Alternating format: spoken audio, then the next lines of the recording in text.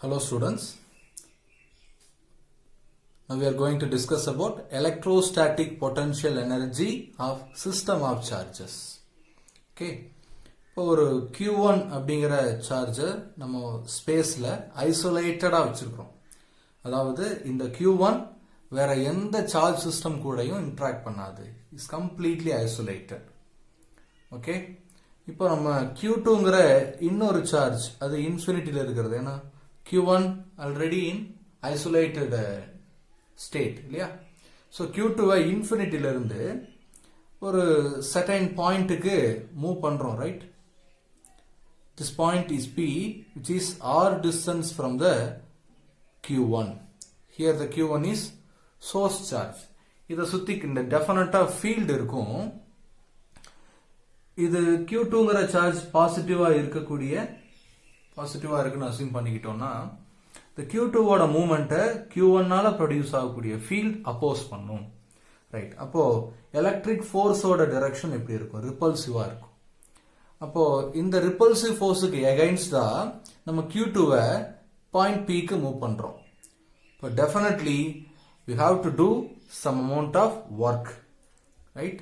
அந்த ஒர்க் எதை டிபெண்ட் பண்ணி இருக்கும் அப்படின்னா ஆல்ரெடி we have discussed என்னன்னா இந்த பாயிண்ட்ல என்ன பொட்டன்ஷியல், நம்ம கொண்டு வரக்கூடிய பாயிண்ட்ல என்ன பொட்டன்ஷியல் இருக்கு. இங்க பொட்டன்ஷியல் டியூ டு Q1 அப்படிங்கறதால ஜஸ்ட் இதை V1 வச்சுக்கிறேன் into the second charge Q2.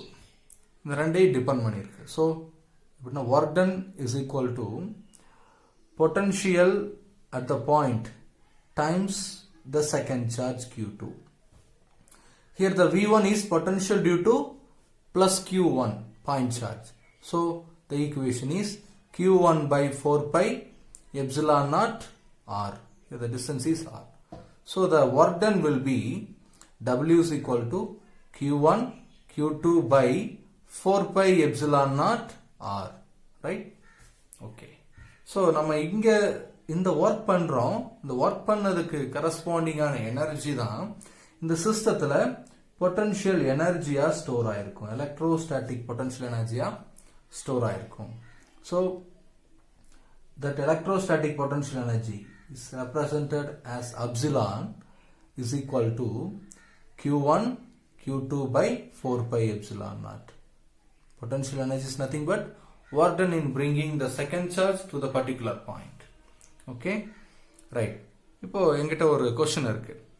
இப்போ Q2 நம்ம என்ன பண்றோம்? Q1 ஃபிக்ஸடா வச்சுட்டு Q2வை மூவ் பண்ணோம். இந்த பொட்டன்ஷியல் எனர்ஜி ஸ்டோர் ஆச்சு. இல்லை இவ்வளோ அமௌண்ட் ஆஃப் ஒர்க் செய்ய வேண்டியது இருந்துச்சு. இன்கேஸ் இந்த செகண்ட் சார்ஜை ஃபிக்ஸடா வச்சுட்டு ஃபர்ஸ்ட் சார்ஜை மூவ் பண்ணியிருந்தோம்னா என்ன நடந்திருக்கும் அப்படின்னு பார்த்தா, ஸோ என்ன பண்றோம்?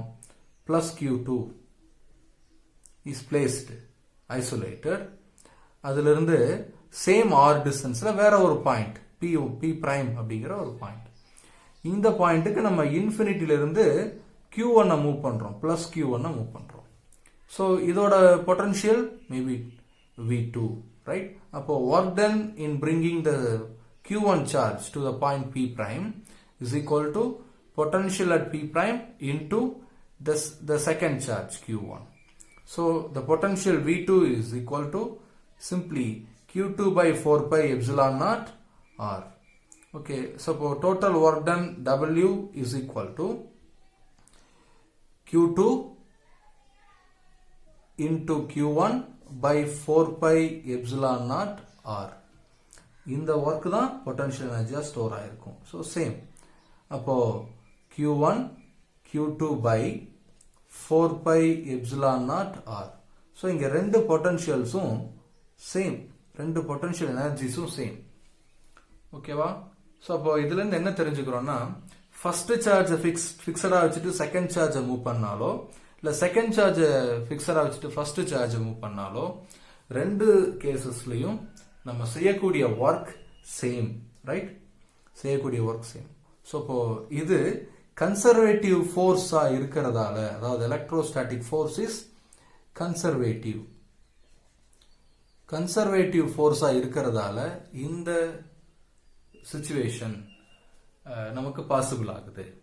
Okay, right. இப்போ இன்கேஸ் இப்போ நம்ம 2 பாயிண்ட் சார்ஜ் சிஸ்டம் எடுத்துக்கிட்டோம் Q1 அண்ட் Q2.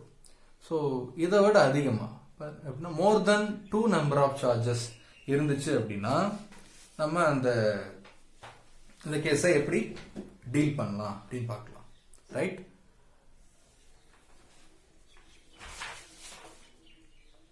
ஓகே, இப்போ Q1 placed at a certain point, ஃபிக்ஸடா வச்சிருக்கோம், கம்ப்ளீட்லி ஐசோலேட்டட். அப்போ இந்த Q1 எடுத்துட்டு வர்றது இந்த இடத்துல, இதுக்கு முன்னாடி இந்த ஸ்பேஸ்ல எந்த சார்ஜும் இல்லை, எந்த ஃபீல்டும் கிடையாது, இது கம்ப்ளீட்லி ஐசோலேட்டட். அப்போ இந்த ரீஜனுக்கு நம்ம Q1 எடுத்துட்டு வர்றதுக்கு என்ன ஒர்க் பண்ணியிருப்போம்? there is no opposement இல்லையா? அப்போ Q1 கொண்டு வர்றதுக்கு நமக்கு எந்த ஒர்க்கும் தேவையில்லை. Work done is equal to 0. எந்த எனர்ஜியும் நமக்கு தேவையில்லை. இப்போ இதுல இருந்து some distance, say R12 distance, right? R12 distance. இந்த பாயிண்ட்டுக்கு Q2 எடுத்துட்டு வரோம், ரைட்? இன்ஃபினிட்டில இருந்து Q2ங்கிற சார்ஜ் எடுத்துட்டு வரோம். இப்போ இதுக்கான பொட்டன்ஷியல் எனர்ஜி என்னவா இருக்கும்? U is equal to Q1 Q2 by 4 pi epsilon naught R12. Here the distance between the Q1 and Q2 is R12, right? So, right. அப்போ ஃபர்ஸ்ட் சார்ஜ் எடுத்துட்டு வர்றதுக்கான ஒர்க் 0. என்ன ரீசன்னா அங்க அப்போஸ்மெண்டே கிடையாது. செகண்ட் சார்ஜ் அந்த பாயிண்ட்டுக்கு எடுத்துட்டு வர்றதுக்கான work Q1 Q2 by 4 pi epsilon naught R12. இதுதான் நம்ம ப்ரீவியஸா பார்த்தோம். இப்போ இன்னொரு charge say Q3, right? Q3. இப்போ இந்த சார்ஜை இன்ஃபினிட்டில இருந்து எடுத்துட்டு வரோம், இதுவும் பாசிட்டிவ், இன்ஃபினிட்டில இருந்து எடுத்துட்டு வரோம். அப்போ இந்த பாயிண்டோட பொட்டன்ஷியல் என்னவோ that potential times the Q3 தான் work done in bringing the third charge. அப்போ இந்த டிஸ்டன்ஸ் நம்ம R23 அப்படின்னு மென்ஷன் பண்ணிக்கிறோம். இந்த டிஸ்டன்ஸ் R13 அப்படின்னு மென்ஷன் பண்ணிக்கிறோம். ஓகே, ஸோ இப்போ இங்க என்ன பொட்டன்ஷியல்னு ஃபர்ஸ்ட் பார்த்துக்கிறோம். மேபி இந்த பாயிண்ட்ஸ் A, B, C ன்னு வச்சுக்கிறோம். Potential at point C is equal to potential due to first charge plus potential due to second charge. That is due to first charge Q1 by 4 pi epsilon naught. The distance between the first charge and point C is R13 plus potential due to second charge Q2 divided by 4 pi epsilon naught R23. The distance is R23. Okay, this is the total potential at point C. Okay வா? இப்போ இந்த potential இருக்கக்கூடிய பாயிண்ட்டுக்கு தான் நம்ம Q3 move பண்றோம், right? அப்போ work done in bringing the third charge W3 is equal to Vc times potential at that point times the third charge Q3. So the equation will be Q1 Q3 by 4 pi epsilon naught R13 plus Q2 Q3 by 4 pi epsilon naught R23. Okay, so இந்த work நம்ம third charge move பண்றதுக்கு மட்டுமே செஞ்ச work. ஓகேங்களா? Right. இப்போ இந்த சிஸ்டத்தோட total potential energy என்ன? நம்ம டோட்டலா இந்த சிஸ்டத்தை அசெம்பிள் பண்றதுக்கு எவ்வளவு ஒர்க் பண்ணிருக்கிறோமோ அதுதான் டோட்டல் பொட்டன்ஷியல் எனர்ஜி. அந்த ஒர்க் தான் டோட்டல் பொட்டன்ஷியல் எனர்ஜி. சோ பாத்தீங்க, ஃபர்ஸ்ட் என்ன பண்றோம்னா work done in bringing the first charge is equal to 0. Work done in bringing the second charge is equal to U is equal to Q1 Q2 by 4 pi epsilon naught R12. அடுத்தது work done in bringing the third charge, that is equal to Q1 Q3 plus Q divided by 4 pi epsilon naught R13 Q2 Q3 divided by 4 pi epsilon naught R23, right?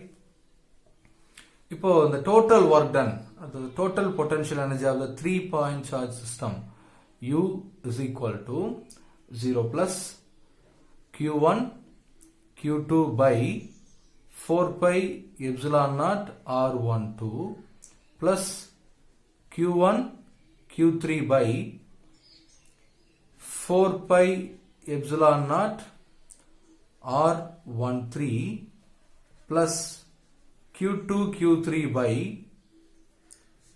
4 pi epsilon naught R23, right? This is the total potential energy of the 3-point charge system. Okay? In case further fourth charge எடுத்துட்டு வரணும் அப்படின்னா, for example fourth charge நம்ம இங்க எடுத்துட்டு வர்றோம் அப்படின்னா, இந்த 3-point chargesனாலையும் என்ன potential produce ஆகுது பாத்தீங்கன்னா, Q1 by 4 pi epsilon naught R14, Q2 by 4 pi epsilon naught R24, Q3 by 4 pi epsilon naught R34 into Q4. So அதுல எக்ஸஸா இன்னொரு 3 times add ஆகுது. So இது மாதிரி number of charges add ஆக number of terms அதிகமாயிட்டே இருக்குது. Okay, இன்னொரு விஷயம், இது வந்து கன்சர்வேட்டிவ் ஃபோர்ஸா இருக்கிறதால நம்ம Q1 வச்சுட்டு Q2 Q3 இந்த ஆர்டர்ல எடுத்துட்டு வந்தோம். இது நம்ம எந்த ஆர்டர்ல எடுத்தாலும் the total potential energy will be same. Okay, for example இப்போ Q2 ஃபர்ஸ்ட் எடுத்துட்டு Q3 செகண்ட் Q1 லாஸ்ட் எடுத்தாலும் இதே டைம் தான் கிடைக்கும். ஓகேங்களா? Thank you so much.